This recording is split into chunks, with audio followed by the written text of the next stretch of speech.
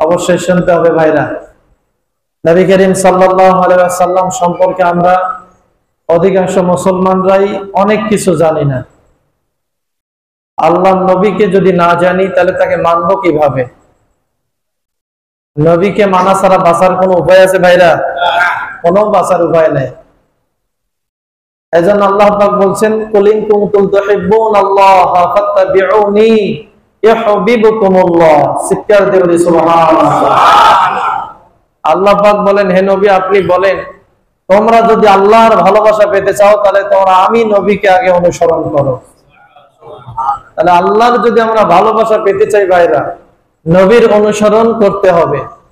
নবী কিভাবে চলছেন, কিভাবে তিনি কথা বলছেন, কিভাবে উঠা বসা করেছেন, কিভাবে তিনি দৈনন্দিন জীবন পরিচালনা করেছেন, এগুলো আমাদের ব্যক্তিগত জীবনে মানতে হবে ভাইরা। যদি মানতে না পারি, আল্লাহ রাব্বুল আলামিনের ভালোবাসা, ওয়াগফিরু লাকুম যুনুবাকুম, আল্লাহ পাক যে ক্ষমা করবেন, আল্লাহ পাক যে পাপসমূহ আমাদের মাফ করে দিবেন, নবীর অনুসরণ না করলে আল্লাহ পাকের ক্ষমা থেকে, আল্লাহ পাকের ভালোবাসা থেকে আমরা মাহরুম হয়ে যাব। কথা বলেন ঠিক কিনা? এজন্য ভাইরা আমাদেরকে আমাদের ব্যক্তিগত জীবনে নবী করিম সাল্লাল্লাহু আলাইহি ওয়াসাল্লামকে অবশ্যই অনুসরণ করতে হবে। রাষ্ট্রীয় জীবনে যেমন মানবো, সামাজিক জীবনে যেমন মানবো, পারিবারিক জীবনে যেমন মানবো, অনুরূপ নিজের ব্যক্তিগত জীবনেও কি নবী করিম সাল্লাল্লাহু আলাইহি ওয়াসাল্লামকে অনুসরণ করতে হবে, মানতে হবে। সম্মানিত ভাইরা, আজকে আমরা নবী করিম সাল্লাল্লাহু আলাইহি ওয়াসাল্লামের বিভিন্ন আমল সম্পর্কে, বিভিন্ন কর্মকাণ্ড সম্পর্কে আমরা আলোচনা করব। তো সম্মানিত ভাইরা, আমরা সর্বপ্রথম নবী করিম সাল্লাল্লাহু আলাইহি ওয়াসাল্লামের আমরা আলোচনা করব, সেটা হচ্ছে তার দৈহিক গঠন সম্পর্কে।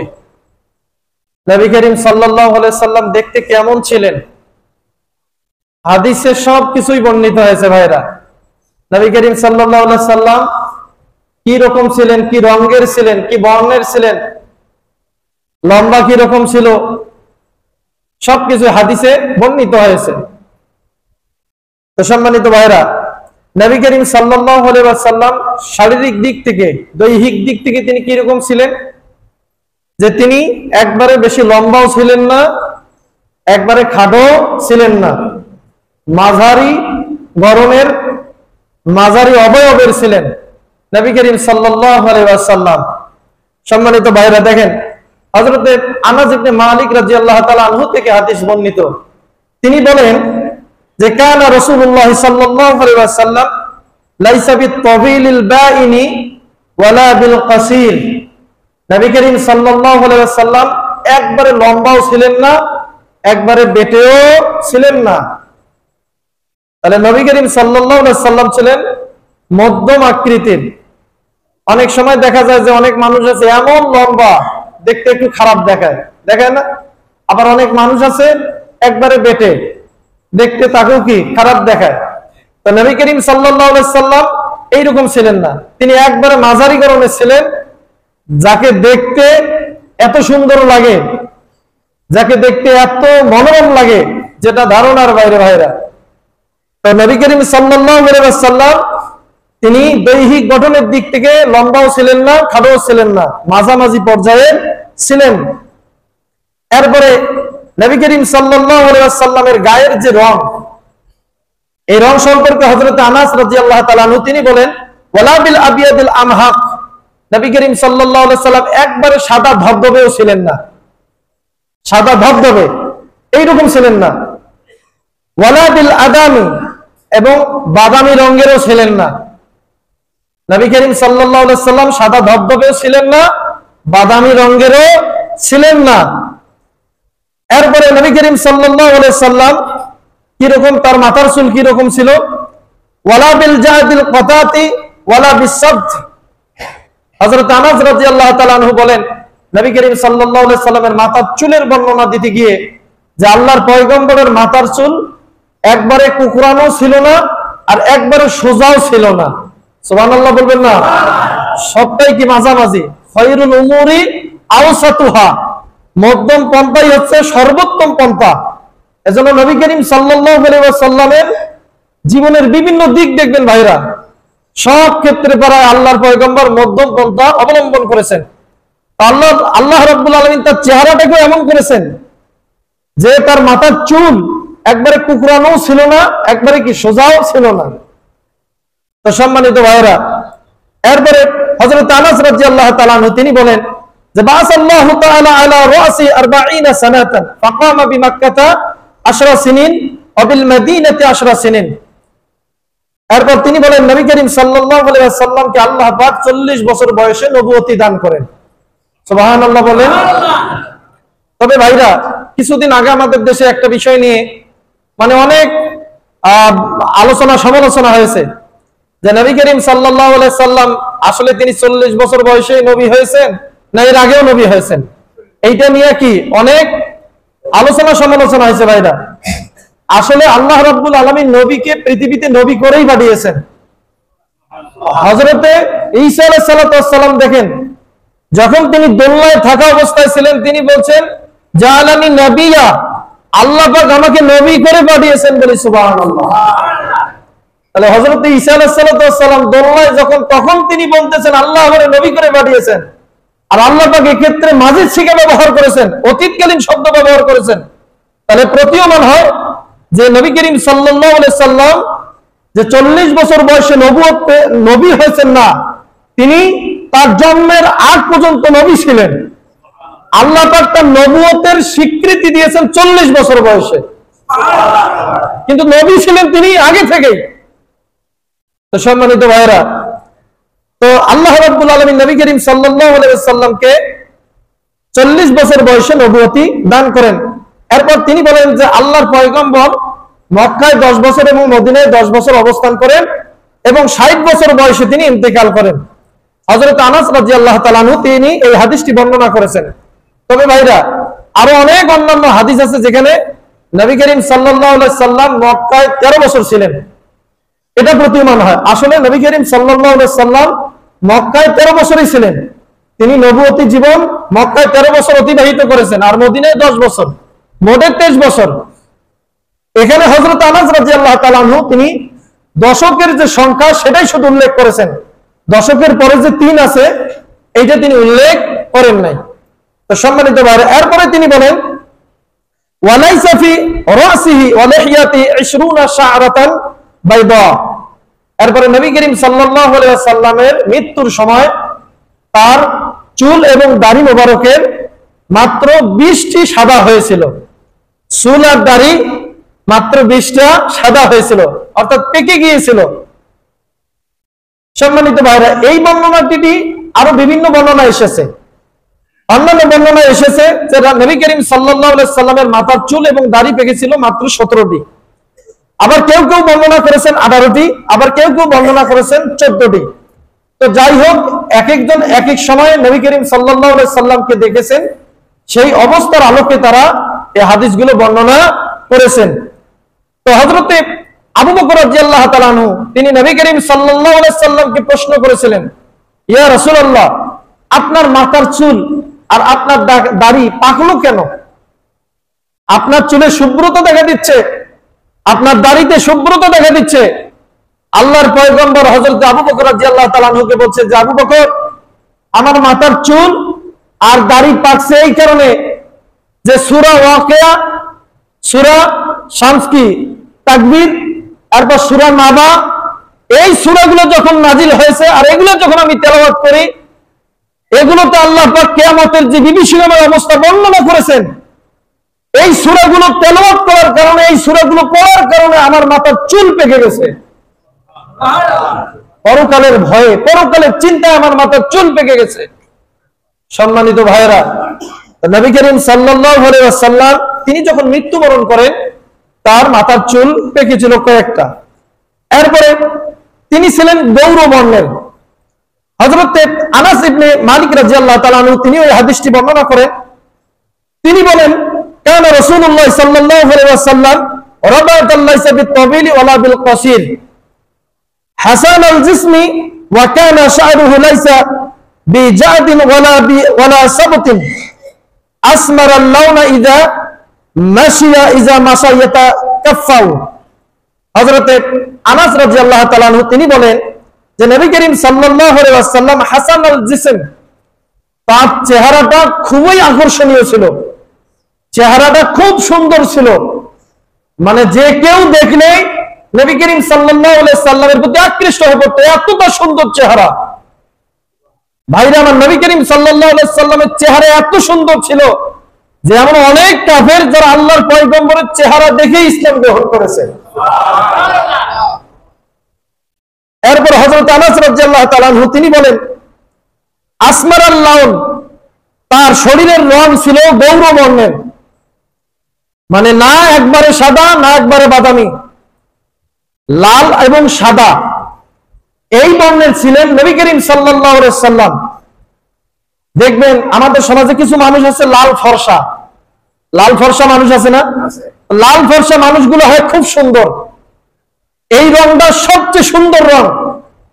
আল্লাহর পয়গম্বরের রং ছিল শরীরের এই লাল ফর্সা, দুধে আলতা মাখা এই রকমের রং ছিল। সুবহানাল্লাহ বললেন না? এরপরে হযরত আনাস রাদিয়াল্লাহু তাআলা আনহু তিনি বলেন, নবী করিম সাল্লাল্লাহু আলাইহি সাল্লাম যখন তিনি হাঁটতেন, ইজা মাশা ইয়াতাকাফফাউ, তখন তিনি একটু সামনের দিকে ঝুঁকে পথ চলতেন, সিনাটাকে টান করে আল্লাহর পয়গম্বর চলতেন না। ভাইরা আমার, আমরা অনেক সময় সিনা টান করে চলি, চলি কি চলি না? সিনা টান করে চললে এতে অহংকার প্রকাশিত হয়। আমার আপনার পয়গম্বর এত বিনয়ী ছিলেন, যখন তিনি হাঁটতেন সাহাবায়ে কেরাম বলেন মনে হয় যেন আল্লাহর পয়গম্বর পাহাড় থেকে নেমে আসতেছেন, এমন ভাবে তিনি ঝুঁকে হাঁটতেন। তার হাঁটার মধ্যে আল্লাহ পাক কি সৌন্দর্য রেখেছেন, যাতে তার হাঁটার মধ্যে কোন রকমের অহংকার প্রকাশিত না হয়। ভাইরা আমার, এর থেকে কি আমাদের শিখার কোনো বিষয় নাই? আল্লাহর পয়গম্বরের এই সুন্নত থেকে শিখার আছে। ভাইরা, আল্লাহর পয়গম্বর বুঝাতে চান আমার উম্মত, যখন তুমি চলবা তোমার হাঁটার মধ্যে যেন অহংকার ভাব প্রকাশ না পায়, তুমি যেন অহংকারী না হও, এমন ভাবে হাঁটো। ইবাদুর রহমানিল্লাযীনা লা ইয়ামশুনা আলাল আরদি হাওনা, আল্লাহ পাক বলেন আমার বান্দা তো তারা যারা পৃথিবীতে নম্র এবং ভদ্রভাবে চলাফেরা করে। ভাইরা আমার, পৃথিবীতে উদ্ধত প্রকাশ করা যাবে না, অহংকার করা যাবে না, গর্ব করা যাবে না। আজকে আমাদের দেশে দেখেন, আমাদের নেতারা যদি আল্লাহর পয়গম্বরের এই একটা সুন্নত মানত, তাহলে ক্ষমতার জন্য একজন আরেকজনকে গুলি করে হত্যা করতে পারত না, ক্ষমতার জন্য হাজার হাজার মানুষকে হত্যা করতে পারত না। ভাইরা আমার, আল্লাহর পয়গম্বরের যদি একটা সুন্নত অনুসরণ করত, তো সম্মানিত ভাইরা, আমরা যখন পথ চলবো বুকটা টান করে সিনাটা টান করে চলবো না, গর্ব অহংকার করে চলবো না। আল্লাহর পয়গম্বর এভাবে চলাফেরা করেন নাই।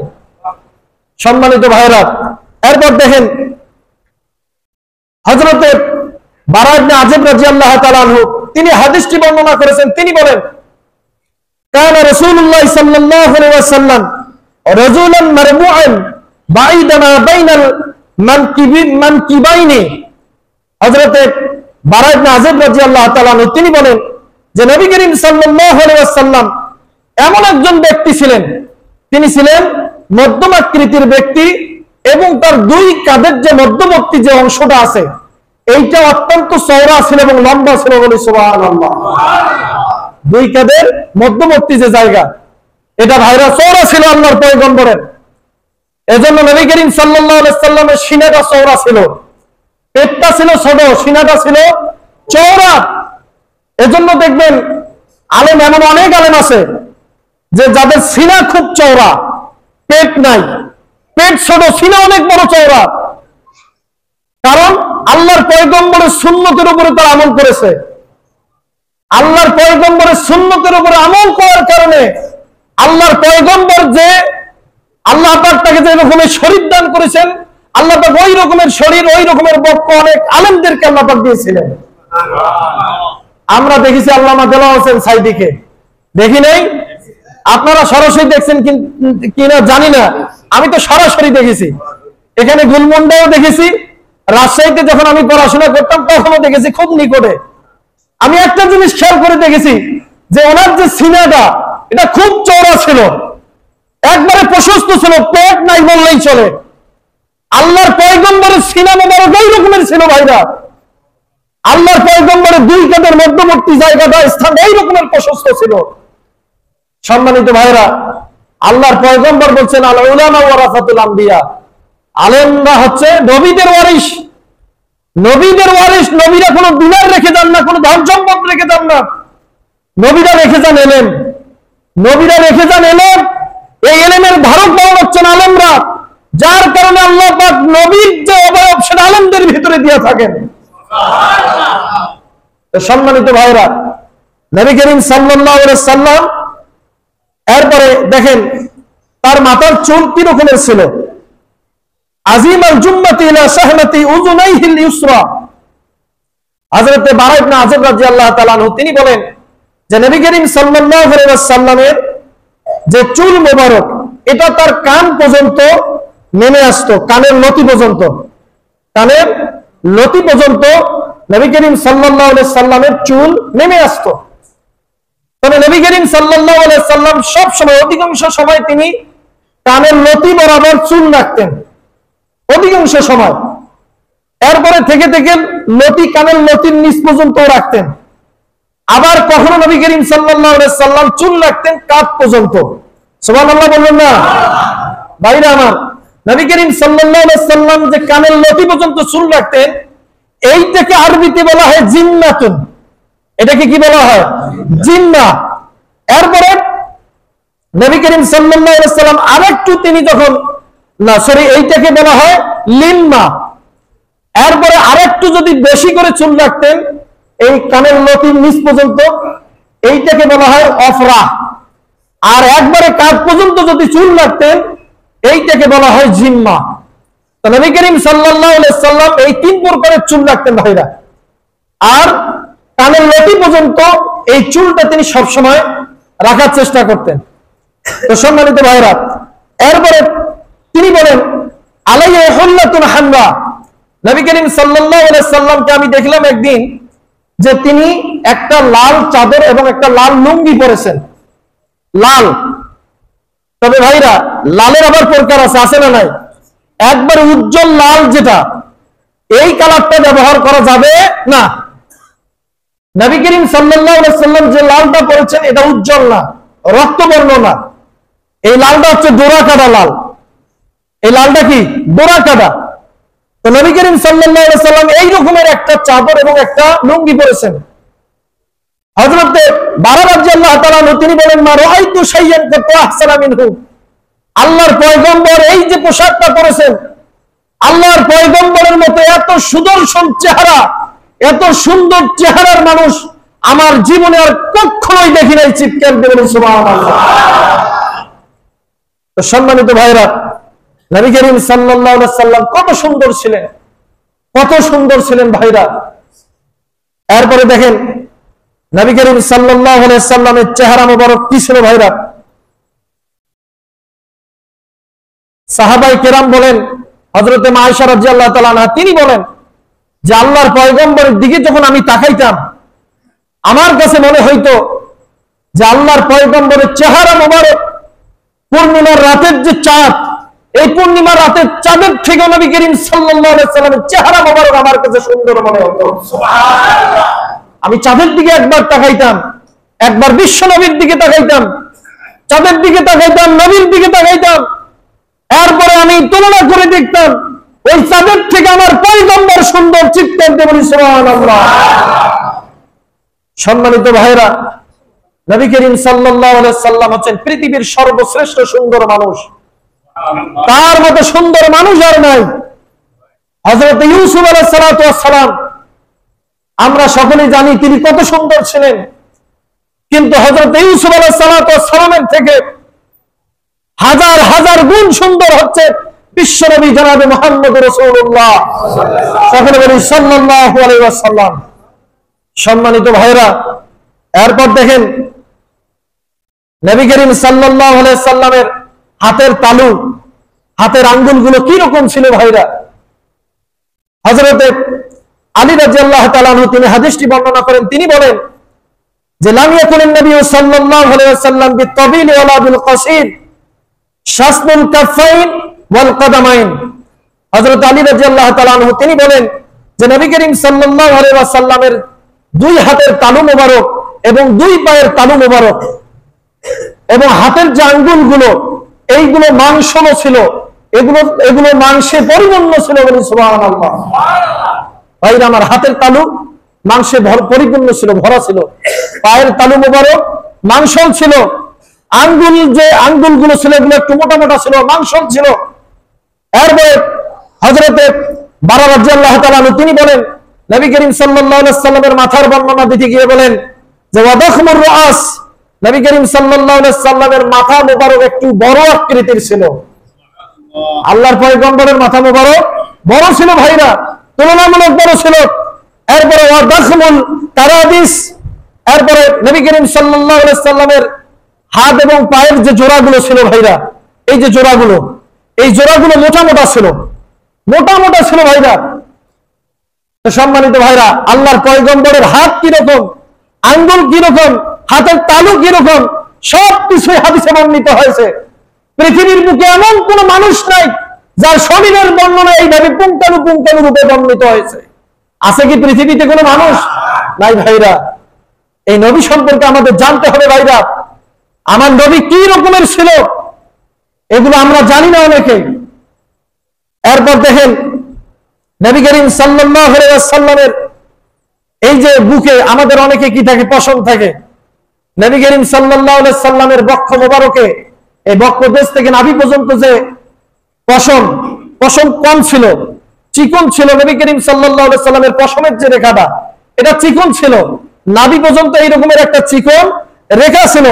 হযরতে বারা ইবনে আযিব রাদিয়াল্লাহু তাআলা আনহু তিনি বলেন তাবিলুল মাসরুবা, নবী করিম সাল্লাল্লাহু আলাইহি ওয়াসাল্লামের বক্ষদেশ থেকে সিনা মোবারক থেকে নাভি পর্যন্ত একটা চিকন পশমের রেখা ছিল।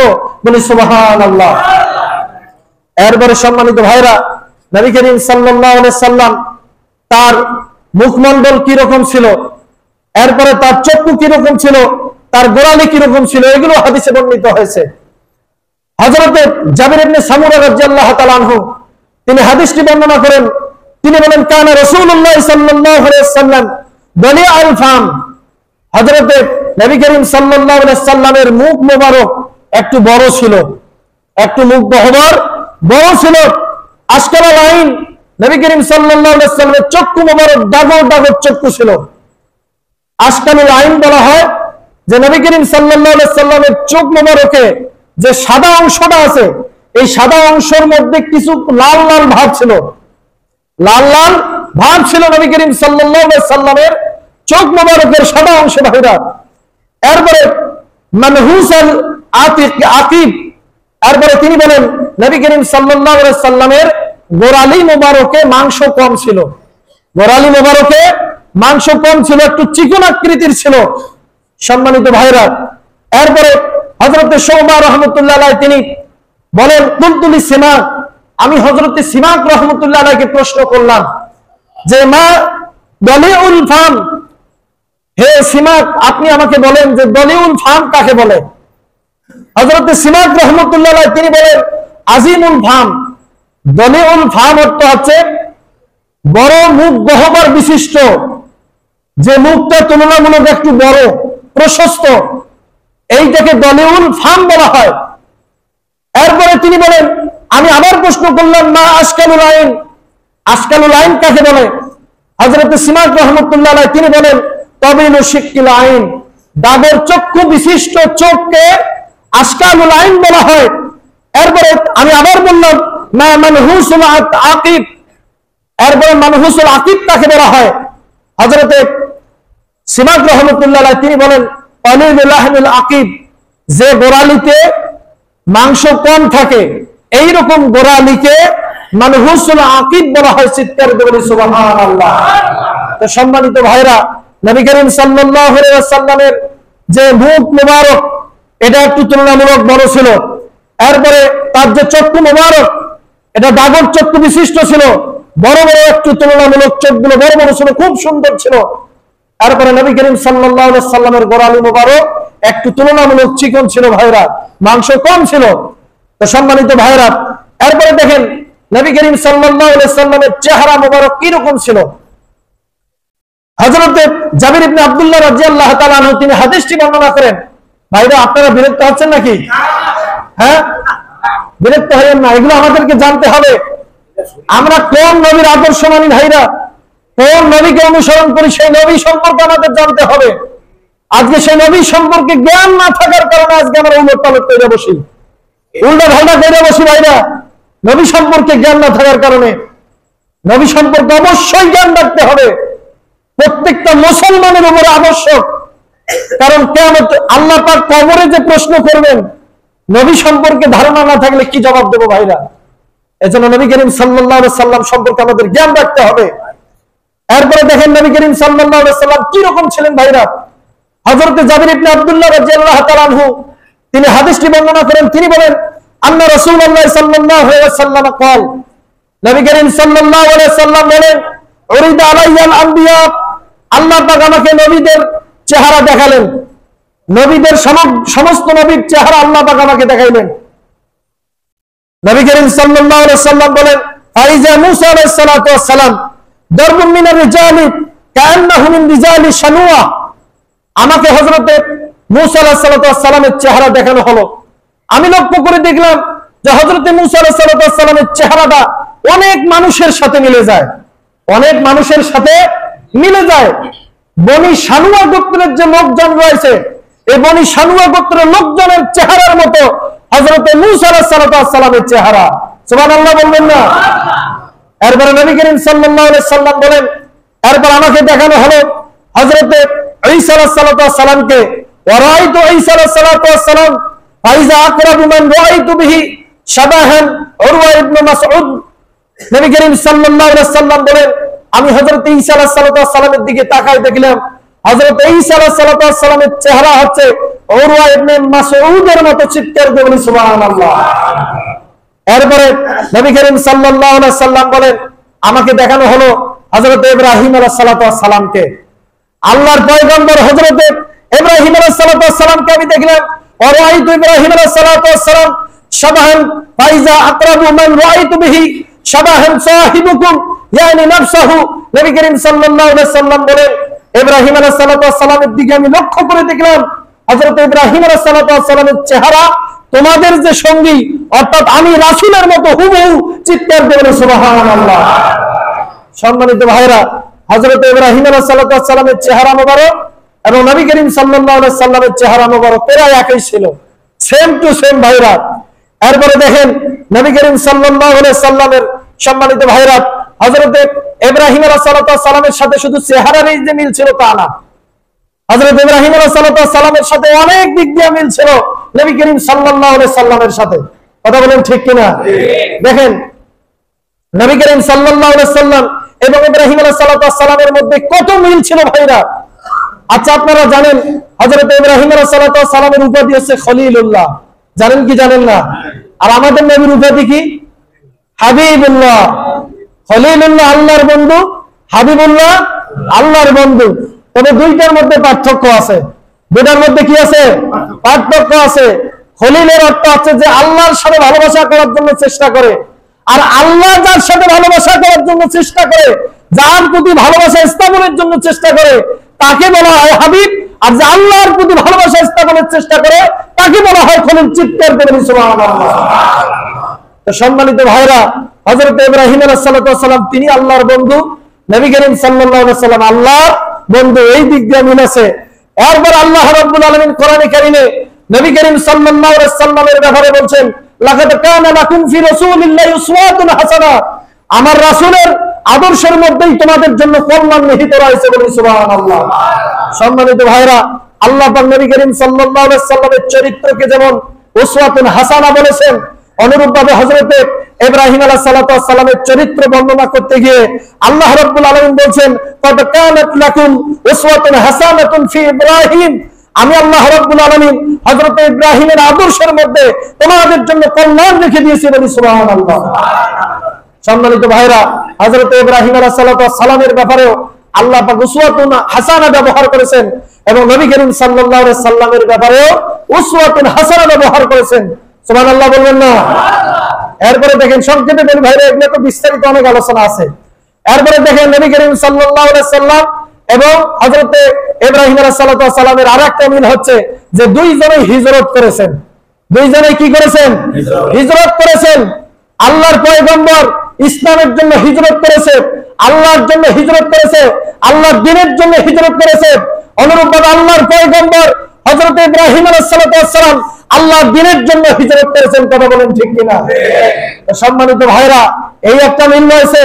এরপর আল্লাহর পয়গম্বর হযরত ইব্রাহিম আলাইহিস সালাম দ্বীনের কথা বলার কারণে হযরত ইব্রাহিম আলাইহিস সালামকে হত্যা করার ষড়যন্ত্র করা হয়েছে। আল্লাহর পয়গম্বরের দ্বীনের কথা বলার কারণে তাকে হত্যা করার ষড়যন্ত্র করা হয়েছিল। কথা বলেন ঠিক কিনা?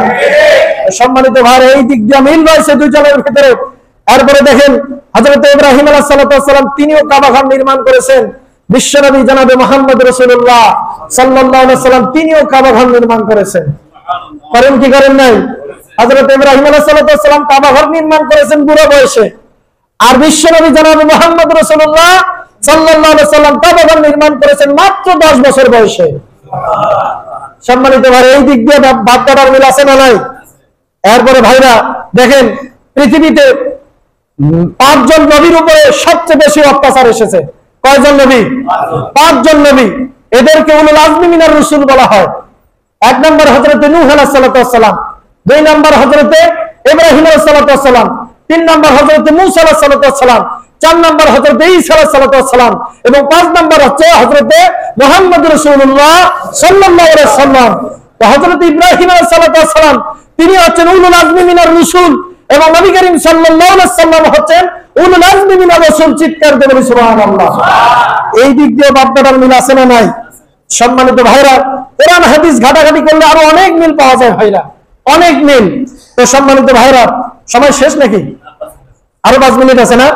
এরপরে দেখেন নবী করিম সাল্লাল্লাহু আলাইহি সাল্লাম তার মোহরে নবুয়তের বর্ণনা এসেছে হাদিসে। তার মোহরে নবুয়ত, যে নবুয়তের নিদর্শন, মোহর সিল, এটাও হাদিসে এসেছে ভাইরা। সুবহানাল্লাহ বলবেন না?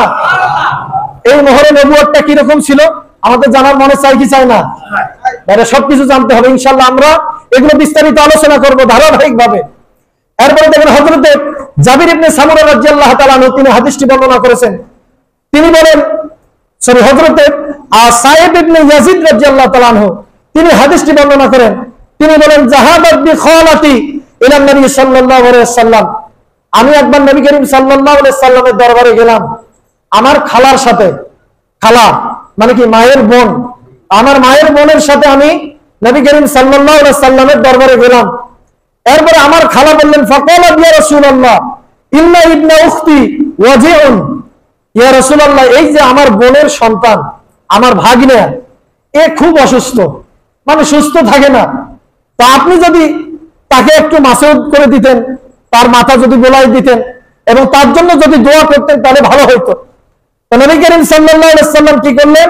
ফামাসাহা রাসি ওয়া দাআলি বিল বারাকা, নবী করিম সাল্লাল্লাহু আলাইহি ওয়াসাল্লাম আমার জন্য আমার মাথা তিনি মাসহ করে দিলেন, আমার শরীর তিনি বুলাই দিলেন, মাথা বুলাই দিলেন এবং আমার জন্য বরকতের দোয়া করলেন। বলি সুবহানাল্লাহ।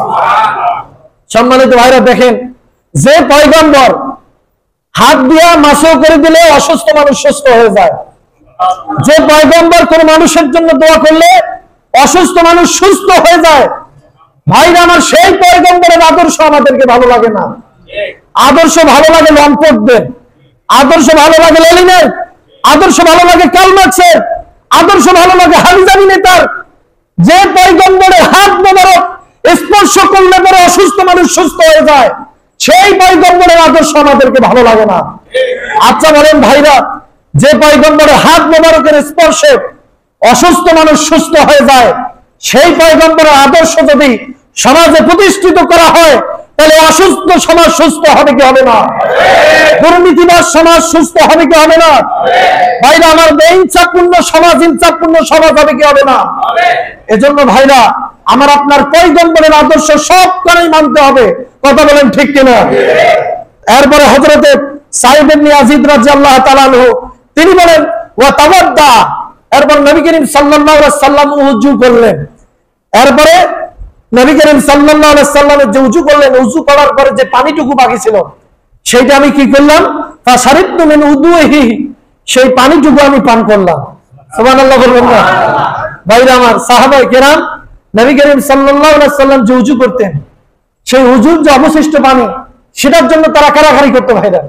এমনকি আল্লাহর পয়গম্বরের থুতু মোবারক নিয়ে কারাকারি করতো, আল্লাহর পয়গম্বরের ঘাম মোবারক নিয়ে কারাকারি করতো ভাইরা। আল্লাহর পয়গম্বর আল্লাহ পাক থেকে কি মর্যাদা দিয়েছেন, কি মর্যাদা দিয়েছেন ভাইরা। তো আল্লাহর পয়গম্বরের ওযু মোবারকের পানি পান করলে অসুস্থ মানুষ সুস্থ হয়ে যায় ভাইরা, আমার সুস্থ হয়ে যায়। কারণ আল্লাহ পাক বলছেন, ওমা আরসালনাকা ইল্লা রাহমাতাল লিল আলামিন, হে নবী, পৃথিবীতে আপনাকে রহমত করে পাঠিয়েছি। আমার পয়গম্বর যেখানে যাবে সেখানেই রহমত, আমার পয়গম্বরের সুন্নাত যেখানে আছে সেখানেই রহমত। কথা বলেন ঠিক কিনা? তো সম্মানিত ভাইরা, এরপরে হযরতে সাহেব রাদিয়াল্লাহু তাআলা আনহু তিনি বলেন, অকুনতু খালফা যাহরি, এরপর আমি নবী করিম সাল্লাল্লাহু আলাইহি সাল্লামের পিছনে দাঁড়ালাম। এরপরে লক্ষ্য করে দেখলাম, ফানাজারতু ইলাল খাতামি বাইনা কাতিফাইহি, নবী করিম সাল্লাল্লাহু আলাইহি সাল্লামের দুই কাঁধ মোবারকের দিকে, অর্থাৎ পিঠের দিকে আমি লক্ষ্য করে দেখলাম। যে পিঠের দিকে লক্ষ্য করে দেখি যে নবী করিম সাল্লাল্লাহু আলাইহি সাল্লামের দুই কাঁধের মাঝখানে মোহরে নবুয়ত চিৎকার করে বলি সুবহানাল্লাহ। এরপর তিনি বলেন, ফাইজা হুয়া মিসলু জিররিল হাজালা, এরপর তিনি বলেন যে নবী করিম সাল্লাল্লাহু আলাইহি সাল্লামের মোহরে নবুয়তটা আছে কবুতরের ডিমের মতো। কিসের ডিমের মতো? কবুতরের ডিমের মতো কিংবা পাখির ডিমের মতো নবী করিম সাল্লাল্লাহু আলাইহি সাল্লামের মোহরে নবুয়ত চিৎকার করে বলি সুবহানাল্লাহ। তো সম্মানিত ভাইরা, এই মোহরে নবুয়ত দেখে একজন সাহাবী ইসলাম গ্রহণ করেছিল। সুবহানাল্লাহ বলবেন না? একজন সাহাবী মোহরে নবুয়ত দেখে ইসলাম গ্রহণ করছে ভাইরা। বলতে পারবেন কোন সাহাবী? বলতে পারবেন? হযরতে সালমান ফারসি রাদিয়াল্লাহু তাআলা আনহু। হযরতে সালমান ফারসি, যিনি বেঁচে ছিলেন অনেক বছর, সম্ভবত 120 বছর মনে বেঁচে ছিলেন, কি আরো বেশি বেঁচে ছিলেন। তো তিনি মানে কুফরি অবস্থায় যতদিন বেঁচে ছিলেন, ঈমান অবস্থায় অতদিন বেঁচে ছিলেন। বুঝতে পারছেন? ঈমান গ্রহণের আগে তিনি যতদিন ছিলেন, ইসলাম গ্রহণের পরও ততদিন তিনি পৃথিবীতে বেঁচে ছিলেন।